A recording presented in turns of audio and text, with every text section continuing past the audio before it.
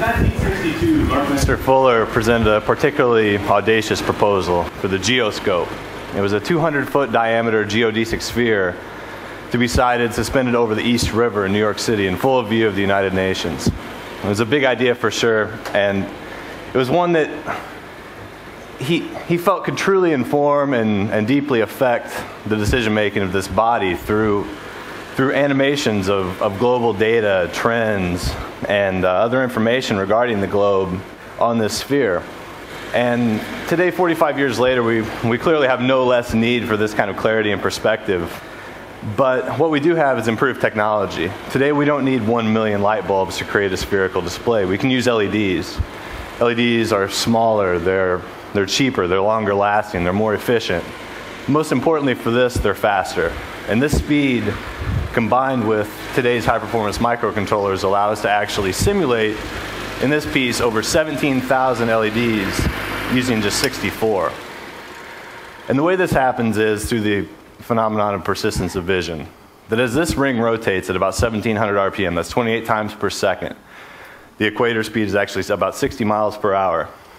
There are 4 onboard microcontrollers that each time this ring rotates, as it passes the rear of the display, it picks up a position signal. And from that, the onboard microcontrollers can extrapolate the position of the ring at all points around the revolution and display arbitrary bitmap images and animations.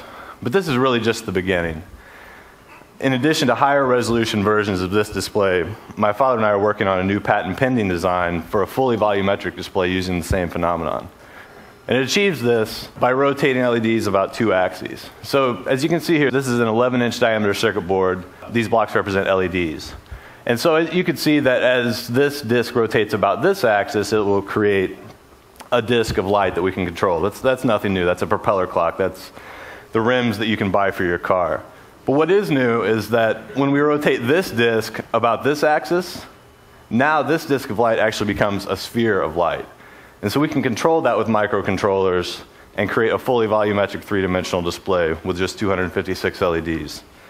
And now this piece is currently in process, due out in May, but what we've done is we've put together a small demo just to show the geometric translation of points into a sphere. And so I've got a little video to show you, but keep in mind that this is with no electronic control, and this is also with only 4 LEDs. This is actually only about 1.5% of what the final display will be in May. So take a look.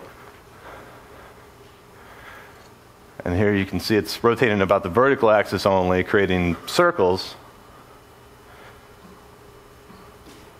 And then as the other axis kicks in, those actually blur into a volume. The shutter speed of the camera actually makes it slightly less effective in this case.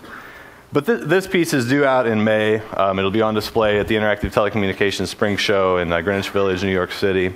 That's open to the public. Definitely invite you all to come and attend. It's a fantastic show. There's hundreds of student innovators with fantastic projects.